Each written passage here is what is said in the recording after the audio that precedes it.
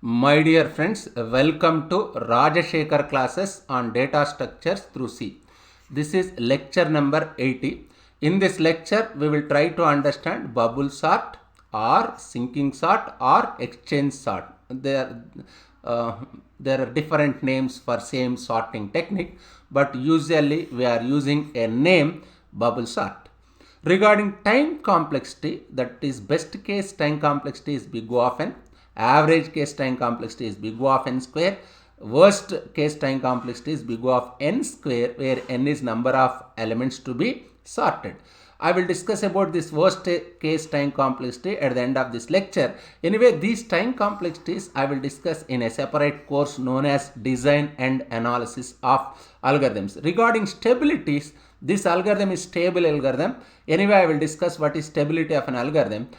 Class, it comes under comparison sort. Why? Because we can by comparing only we will keep elements in particular order or sorted order. Method is exchanging. By exchanging elements only we can perform this sorting algorithm.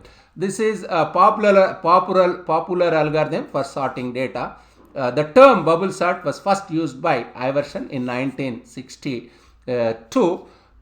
Basically, this class may not permit me to discuss about stability, but maybe some students may be interested in learning what is stable algorithm. If someone is not interested, just skip these two slides. Let me simplify it. Suppose we have list of 5-letter words, 1, 2, 3, 4. There are 4 words. In each word, there are 5 letters. Now, if we sort the list by just first letter, now how can I sort? First, I must write apple. I need a apple as it begins with A.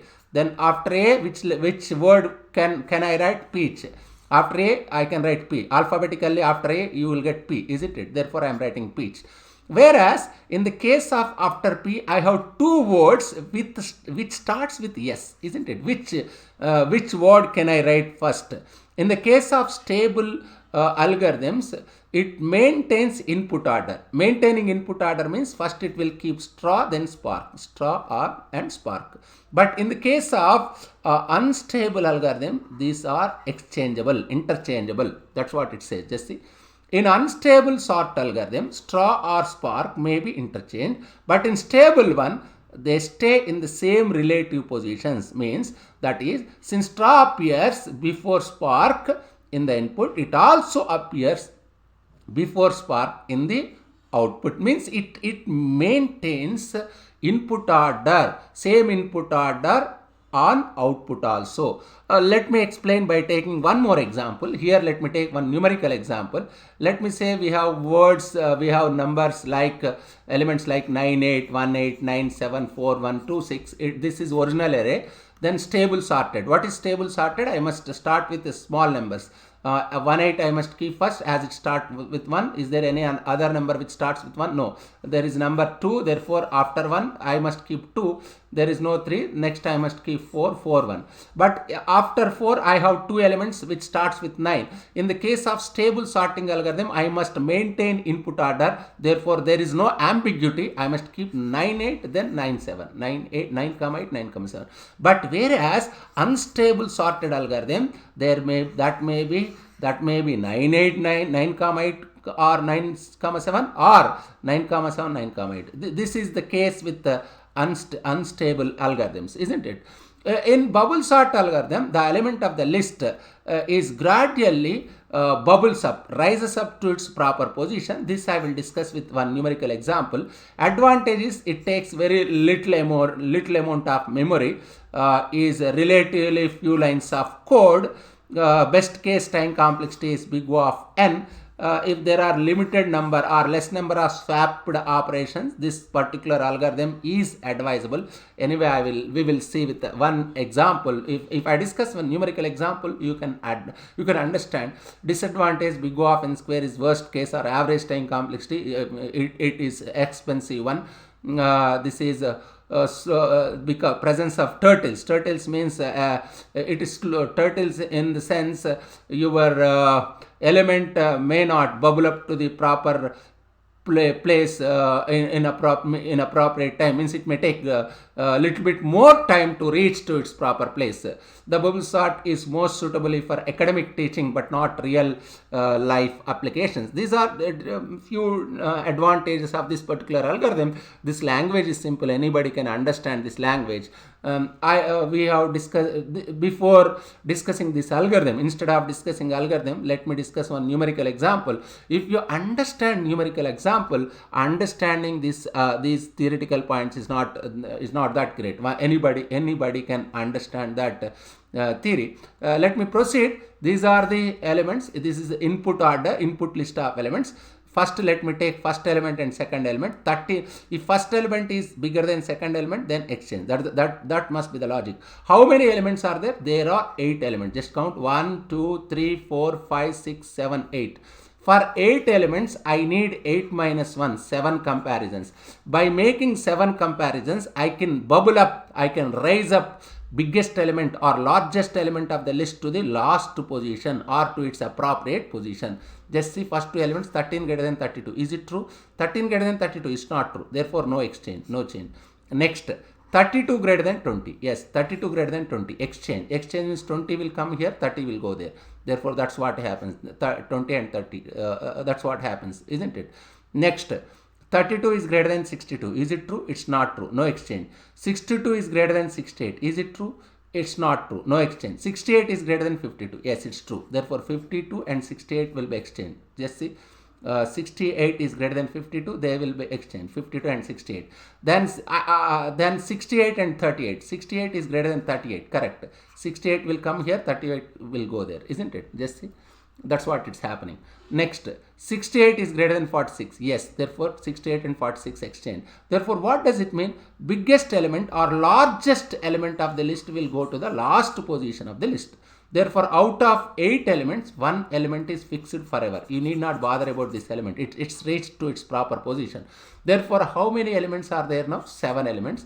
For these 7 elements, I need 7 minus 1, 6 comparisons. If I perform 6 comparisons, I can send next largest elements to its proper position. Now, how can I compare? Just see, it's simple and straightforward. 13 greater than 20, it's not true. 20 greater than 32, not true. 32 greater than 62, not true. 62 greater than 52. 52, 62 can exchange. Just see, 52 and 62 are exchanged. Next, 62 greater than 38, yes, correct. 38 and 62 is exchanged. 62 is greater than 46, correct. 46, 62. I need not compare with 68. It is already fixed. It's fixed. Therefore, these 2 elements are fixed.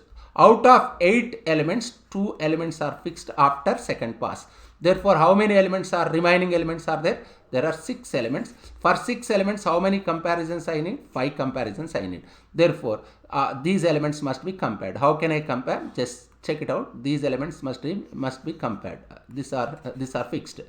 13 greater than 20, is it true? No. 20 greater than 32, is it true? No. 32 greater than 52, true, not true. 52 greater than 38, correct. 38 here, 52. 38 and 52 exchange. 52 greater than 46, yes, true. 46, 52. Now, how many elements are fixed? 3 elements are fixed. Out of 8 elements, only 3 elements are fixed. In these 5 elements, I need 5 minus 1, 4 comparisons. 4 comparisons. How this 13 greater than 20, is it true? No. 20 greater than 32? No. 32 greater than 38? No. 38 greater than 46? No. There are no exchanges.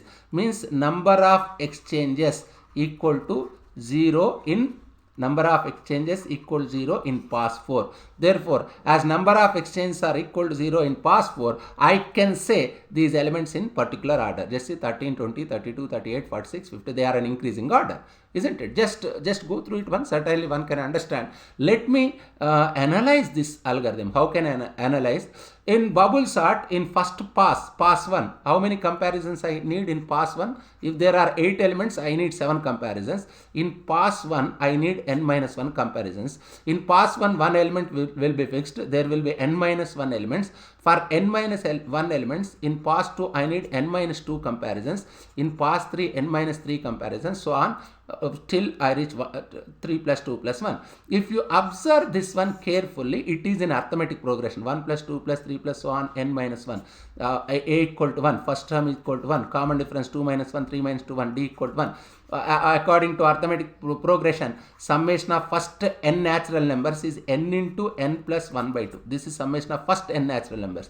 But this is not summation of first n natural numbers. It is summation of first n minus 1 natural numbers. Therefore, in the place of n, I must write n minus 1 into n minus 1 plus 1 by 2. What does it mean? N minus 1 into a minus 1 plus 1 will get cancelled by 2. N square minus n by 2. Therefore, n square by 2 minus n by 2. Obviously, n square will dominate. Therefore, I can write it is big O of n square, isn't it? Its time complexity is big O of n square.